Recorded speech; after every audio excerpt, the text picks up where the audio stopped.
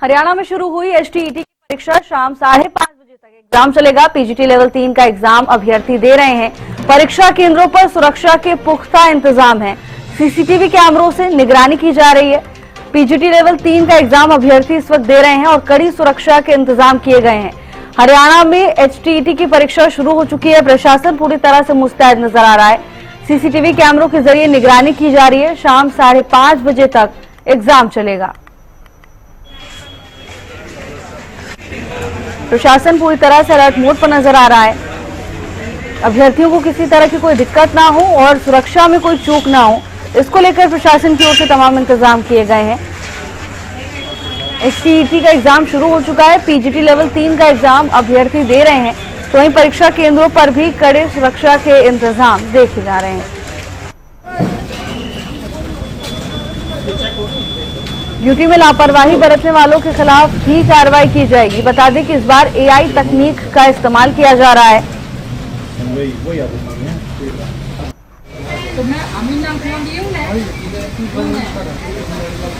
परीक्षा केंद्रों पर सुरक्षा के कड़े इंतजाम है। सीसीटीवी कैमरों से निगरानी की जा रही है। किसी तरह की कोई अप्रिय घटना ना हो, इसको लेकर तमाम इंतजाम पूरे कर लिए गए हैं। साथ ही कड़ी चेकिंग के बाद ही अभ्यर्थियों को परीक्षा केंद्र में एंट्री दी गई है।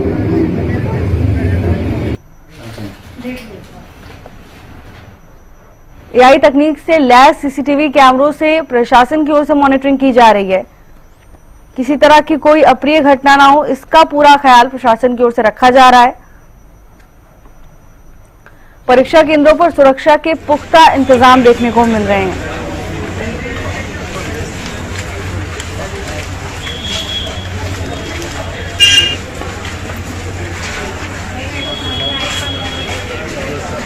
प्रशासन पूरी तरह से अलर्ट मोड पर है। खासकर सुरक्षा व्यवस्था को लेकर पूरी मुस्तैदी देखने को मिल रही है। तस्वीरें भी सामने आई हैं। चरखी दादरी, अंबाला और गुरुग्राम की तस्वीरें हैं, जहां परीक्षा केंद्रों के बाहर कड़ी चेकिंग अभ्यर्थियों की की जा रही है और उसके बाद ही उन्हें परीक्षा केंद्र में एंट्री दी जा रही है। प्रशासन पूरी तरह से मुस्तैद है। चरखी दादरी, अंबाला और गुरुग्राम की तस्वीरें सामने आ रही हैं, जहां परीक्षा केंद्रों के बाहर तमाम इंतजाम पूरे नजर आए और किसी तरह की कोई अप्रिय घटना ना हो, इसका पूरा ख्याल प्रशासन की ओर से रखा गया। तस्वीर आपको दिखा रहे हैं कैसे एक एक करके सभी की तलाशी ली गई है। साथ ही डॉक्यूमेंट्स भी तलाशे गए। नियम के अनुसार ही सब कुछ ठीक होने पर उसके बाद ही एंट्री परीक्षार्थियों को यहां पर दी गई है। प्रदेश में बड़े स्तर पर हरियाणा अध्यापक पात्रता परीक्षा। भावी अध्यापकों के लिए लेवल 3 की होती है परीक्षा। पीआरटी, टीजीटी और पीजीटी स्तर पर परीक्षा का आयोजन। प्रदेश भर में 4,05,377 अभ्यर्थी। एसटीईटी परीक्षा के लिए 673 परीक्षा केंद्र बनाए गए। आज यानी 30 जुलाई दोपहर 3 बजे से शाम 5:30 बजे तक लेवल 3 पीजीटी की परीक्षा। लेवल 3 पीजीटी के लिए 399 परीक्षा केंद्रों पर 1,20,000। 31 जुलाई को सुबह 10 बजे से दोपहर 12:30 बजे तक लेवल 2 टीजीटी की परीक्षा। लेवल 2 में 673 परीक्षा केंद्रों में 2,01,517 अभ्यर्थी। 31 जुलाई दोपहर 3 बजे से शाम 5:30 बजे तक लेवल 1 पीआरटी की परीक्षा होगी। लेवल 1 पीआरटी परीक्षा में 280 परीक्षा केंद्र पर 82,917 अभ्यर्थी। प्रदेश में बड़े स्तर पर हरियाणा में परीक्षा का आयोजन। मेटल डिटेक्टर टेस्ट से तलाशी, बायोमेट्रिक वेरिफिकेशन। परीक्षा केंद्रों के आसपास धारा 163 लागू की गई। सीसीटीवी कैमरों से निगरानी। एआई सॉफ्टवेयर का इस्तेमाल। मोबाइल फोन पर प्रतिबंध रहेगा। मेटल डिटेक्टर से तलाशी ली जा रही है, जिससे कहीं किसी तरह की कोई चूक ना हो। ऐसे में तमाम तकनीकों का भी इस्तेमाल किया जा रहा है। बड़े स्तर पर परीक्षा का आयोजन। भावी अध्यापकों के लिए लेवल 3 की परीक्षा होती है। पीआरटी, टीजीटी और पीजीटी स्तर पर परीक्षा का आयोजन किया गया है। प्रदेश भर में 4,05,377 अभ्यर्थी। एसटीईटी परीक्षा के लिए 673 परीक्षा केंद्र बनाए गए। 30 जुलाई दोपहर 3 बजे से शाम 5:30 बजे तक लेवल 3 पीजीटी की परीक्षा। लेवल 3 पीजीटी के लिए 399 परीक्षा केंद्रों पर 1,20,943 अभ्यर्थी। 31 जुलाई को सुबह 10 बजे से दोपहर 12:30 बजे तक लेवल 2 टीजीटी की परीक्षा। हरियाणा में 2 दिन के लिए हरियाणा अध्यापक पात्रता परीक्षा का आयोजन किया जाएगा। पूरे प्रदेश में 673 परीक्षा केंद्र, 4,05,000 के करीब विद्यार्थी। इसके अलावा चप्पे चप्पे पर निगरानी। अगर विद्यार्थियों की बात करें, सेंटर्स की बात करें या तमाम जगहों पर, यानी केंद्र के दायरे में तमाम जगहों पर तीसरी आंख से पैनी निगरानी की जाएगी। हरियाणा विद्यालय शिक्षा बोर्ड के सचिव डॉक्टर मुनीश नागपाल जी हमारे साथ हैं, वरिष्ठ प्रशासनिक अधिकारी भी हैं और इसके साथ साथ 23 साल का तजुर्बा प्रशासन की अगर बात करें, और उस दौर में इन्होंने हरियाणा विद्यालय शिक्षा बोर्ड के सचिव का कार्यभार संभाला था जिस वक्त नकल पूरे यौवन पर थी, पूरे पीक पर थी और एक तरह से हरियाणा विद्यालय शिक्षा बोर्ड की छवि को आघात भी लगा था। खुद सूबे के मुख्यमंत्री नायब सिंह सैनी को पूरे मामले में इंटरवीन करना पड़ा था। उसके बाद रातों रात डॉक्टर मुनीश नागपाल साहब को लगाया गया था। डॉक्टर साहब, सबसे पहले स्वागत आपका हरियाणा न्यूज में। क्या कहेंगे, परीक्षाएं एक बार फिर से, परीक्षा दर परीक्षा, ये बड़ी परीक्षा स्टेट की अगर बात करें, भावी अध्यापकों की परीक्षा को लेकर डॉक्टर मुनीश नागपाल जी कितने तैयार हैं, हरियाणा विद्यालय शिक्षा बोर्ड कितना तैयार है? मैं बताना चाहूंगा कि हरियाणा विद्यालय शिक्षा बोर्ड जैसे पूर्व में भी 10वीं और 12वीं की परीक्षा काफी अच्छे ढंग से करवाएगी। हरियाणा सरकार के निर्देश पर, मुख्यमंत्री महोदय के जो आदेश पर ये काफी अच्छे ढंग से आयोजित की गई। इसी प्रकार हरियाणा टीचर एलिजिबिलिटी टेस्ट की जो परीक्षा है वो भी काफी अच्छे ढंग से हरियाणा विद्यालय शिक्षा बोर्ड करवाएगा। इसके लिए हमारी तैयारियां पूरी हो चुकी हैं। जैसे कि आपने बताया कि आज लेवल 3 की परीक्षा है जिसमें हमारे 399 परीक्षा केंद्र हैं। लगभग 1,20,945 परीक्षार्थी आज परीक्षा में उपस्थित हो रहे हैं। हमने तैयारियां पूरी तरह से की हुई है। जैसा कि आप खुद भी देख पा रहे हैं, उसमें हमने जो सीसीटीवी की व्यवस्था की हुई है, हर एक केंद्र पर, हर एक कमरे में हमने सीसीटीवी लगाया है, जिसका कि कंट्रोल रूम उस केंद्र का उसके सेंटर सुपरिटेंडेंट के कमरे में होगा और उन सभी केंद्रों का उस जिला के मुख्यालय पर जिला शिक्षा अधिकारी के स्तर पर भी एक कंट्रोल रूम स्थापित किया गया है, जहां एक अधिकारी होगा, 2 कर्मचारी होंगे, एक चतुर्श्रेणी कर्मचारी होगा।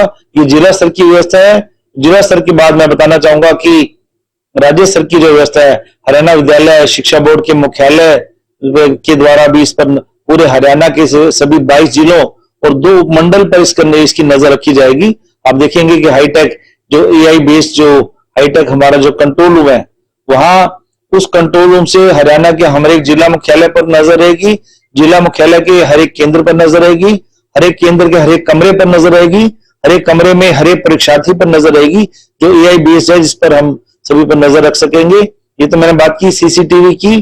किसी प्रकार की जो संदिग्ध गतिविधियों को रोकने के लिए हरियाणा विद्यालय शिक्षा बोर्ड द्वारा फ्रिस्किंग की व्यवस्था की गई है, बायोमेट्रिक्स की व्यवस्था की गई है और परीक्षा के समय जैमर भी इसमें कार्यरत रहेंगे, वीडियोग्राफी होगी। कंट्रोल रूम तो आपको बताई हमने, जो सीसीटीवी बेस हमारा कंट्रोल रूम है, AI बेस है, हाईटेक जो कंट्रोल रूम बनाए गए, हम पूरी तरह से तैयार हैं।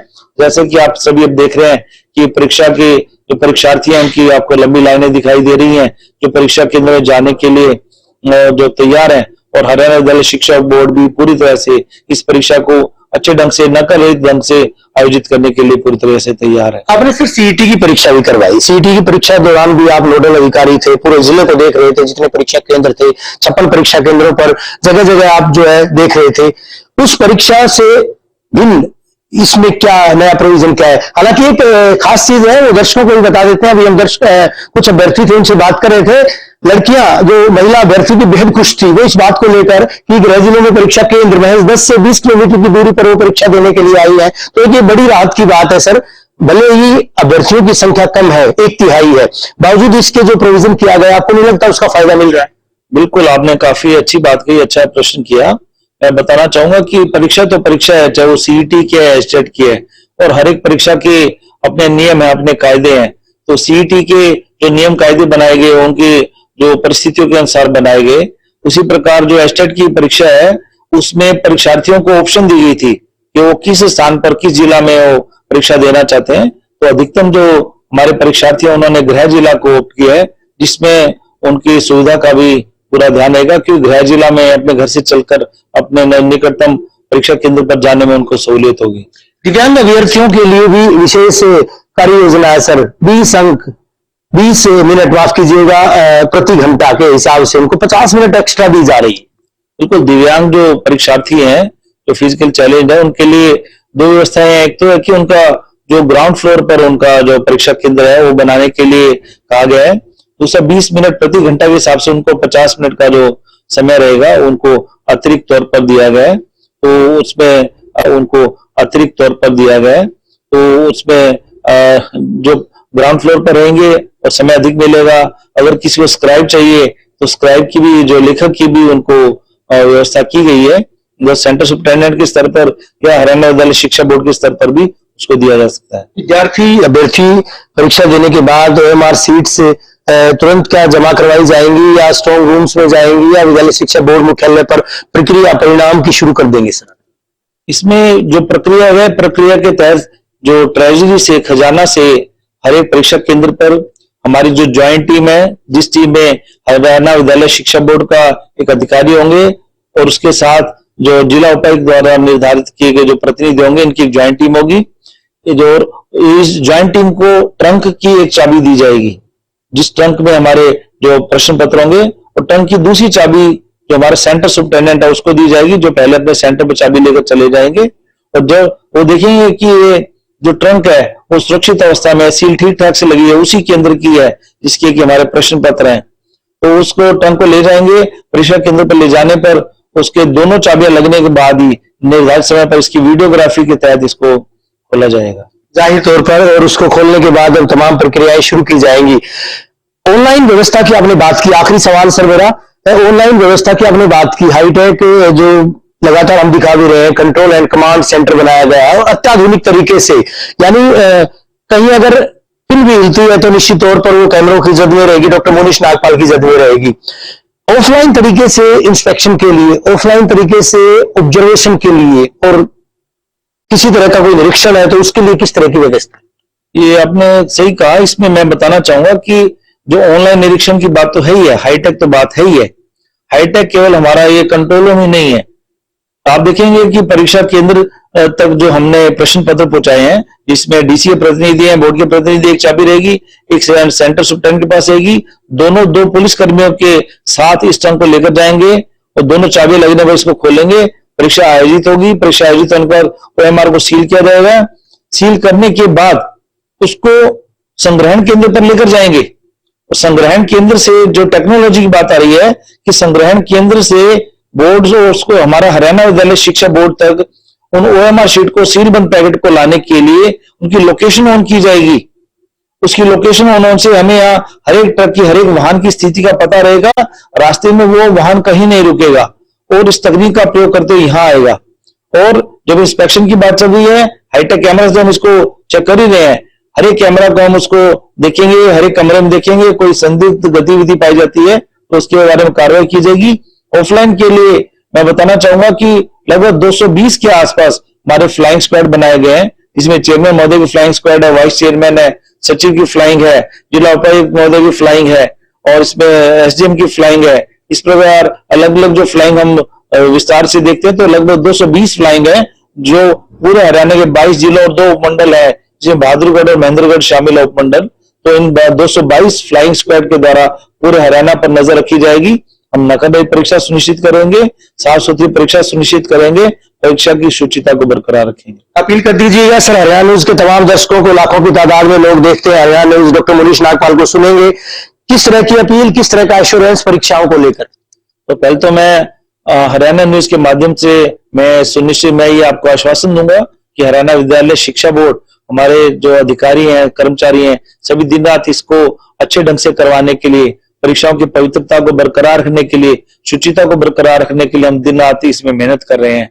और दूसरा मैं सभी से अपील करना चाहूंगा कि इस परीक्षा में जो सभी है अच्छी तैयारी करके आए और किसी प्रकार के अनुचित साधनों का प्रयोग न करें। तो इसके लिए मैं ये भी बताना चाहूंगा कि महिलाओं के लिए भी परीक्षा के दौरान मैं बताना चाहूंगा कि महिलाएं जो कौन से जो गहने धारण कर सकती हैं, जिसमें वो मंगलसूत्र धारण कर सकती हैं, सिंदूर का प्रयोग लगा सकती हैं, बिंदी लगा सकती हैं, और कोई धार्मिक चिन्ह है जैसे सिखों के, ईसाई धर्म के, तो अगर वो 2 घंटा 10 मिनट का समय आम परीक्षार्थी के लिए है, तो अगर धार्मिक चिन्ह पहनकर आते हैं तो उन्हें थोड़ा समय पहले आना पड़ेगा। तो मैं हरियाणा न्यूज के माध्यम से मैं सभी दर्शकों से निवेदन करना चाहूंगा कि इन परीक्षा को अच्छे ढंग से, पूरी तैयारी के साथ अच्छे ढंग से परीक्षाओं में उपस्थित हों और परीक्षाओं की पवित्रता को, शुचिता को बरकरार रखने में हरियाणा विद्यालय शिक्षा बोर्ड का, जिला प्रशासन का, पुलिस का, हरियाणा सरकार का सभी का सहयोग करें। बहुत बहुत शुक्रिया सर, बेहद शुक्रिया हरियाणा से जुड़ने के लिए। डॉक्टर मनीष नागपाल हरियाणा विद्यालय शिक्षा बोर्ड के सचिव के साथ साथ प्रशासनिक पद कई सारे देख चुके हैं, चाहे चंडीगढ़ मुख्यालय देख चुके हैं, चाहे चंडीगढ़ मुख्यालय की बात करें या फिर अलग अलग जिलों की बात करें। अच्छा खासा तजुर्बा